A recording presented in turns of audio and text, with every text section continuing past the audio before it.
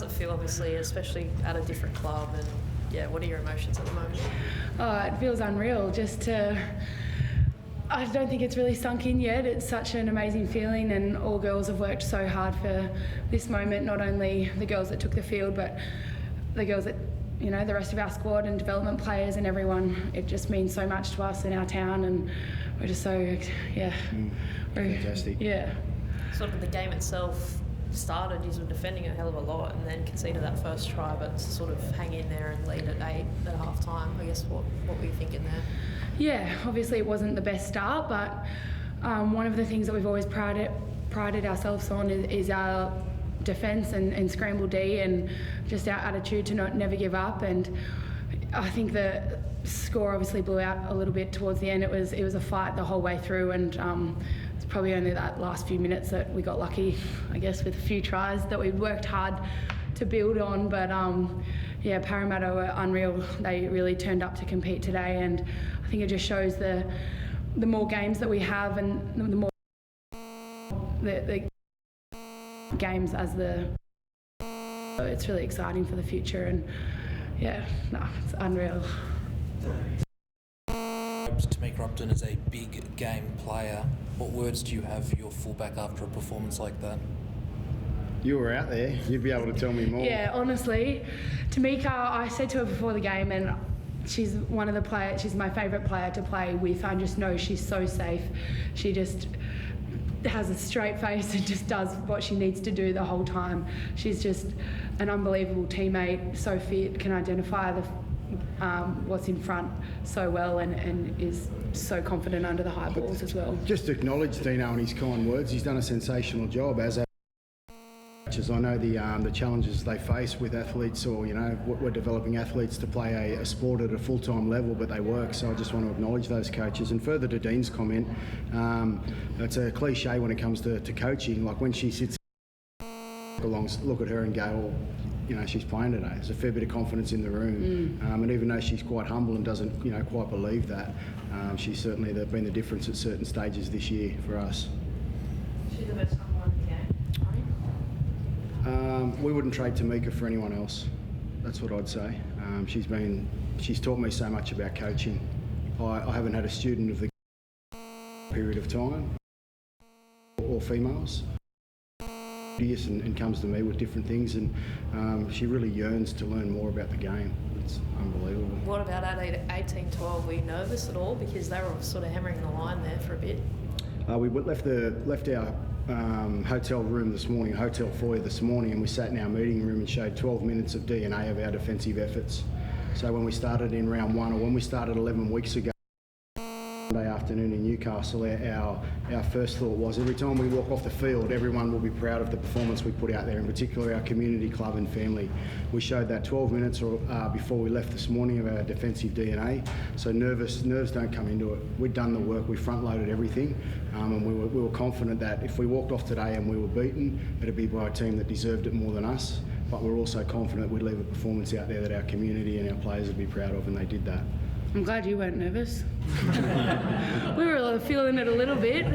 Obviously, you're pacing on the side, warming up, saying I'm ready.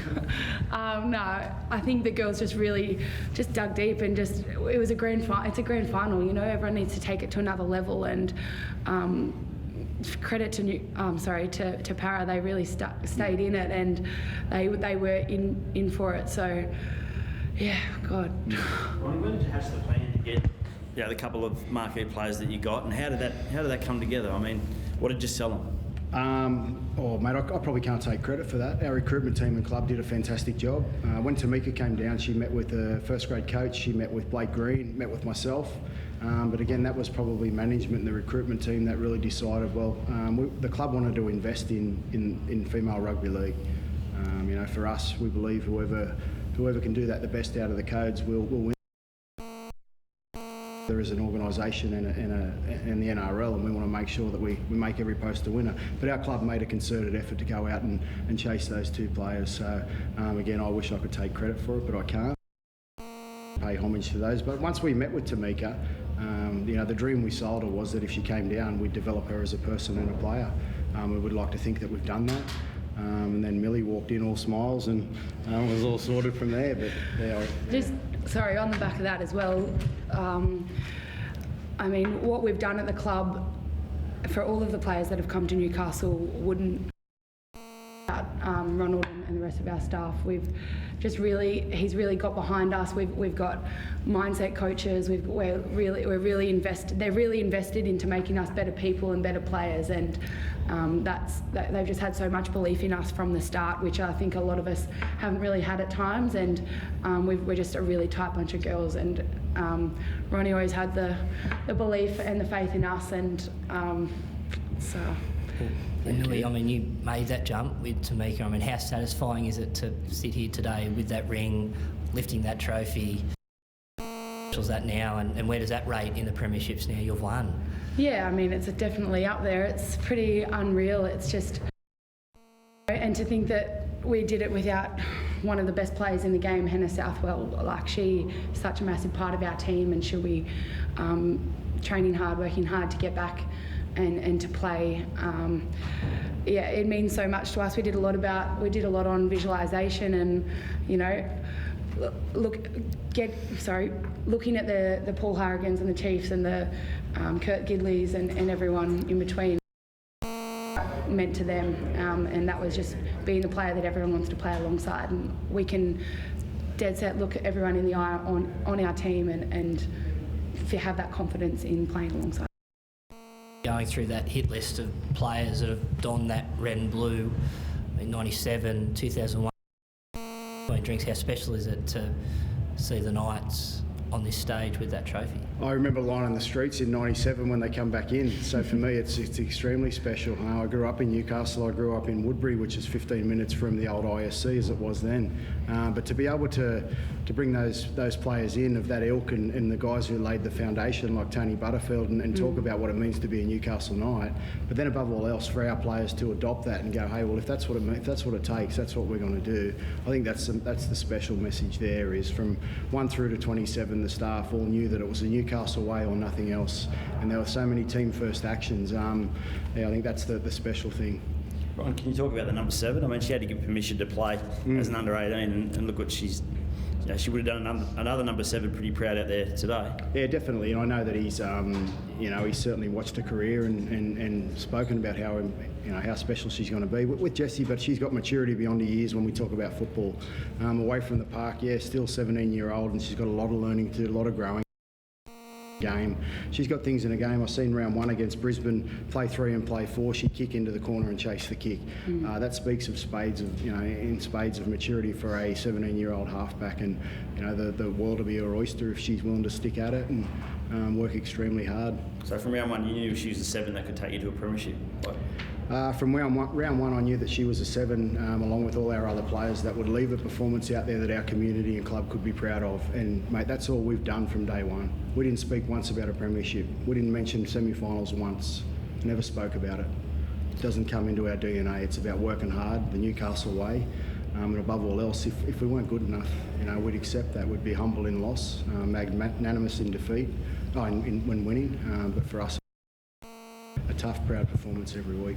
Jillaroos the name tonight. How many of your players, I presume you're going to say 17, shouldn't you? How many would you expect to have? Depends what Brad and the selectors are looking for, I suppose. But I would like to think we'd have a few that'll represent. We've also got some that'll represent, the Kiwi Ferns, I think so. We'll have some. I think Jessie could be ready for that. I mean, she's played Commonwealth Games. Could she go to a World Cup? I'm not sure there's a bigger stage than representing your country at the Commonwealth Games, so I'm sure she's done it there. I'm certainly sure she could do it in league. Her football maturity says to me she could.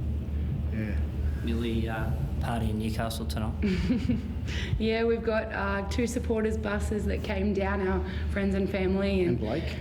And Blake, yes. Yeah. We did have Blake come down and told us we're not walking alone out on the field, so thanks to Blake, he was in the crowd. He was at training Thursday night.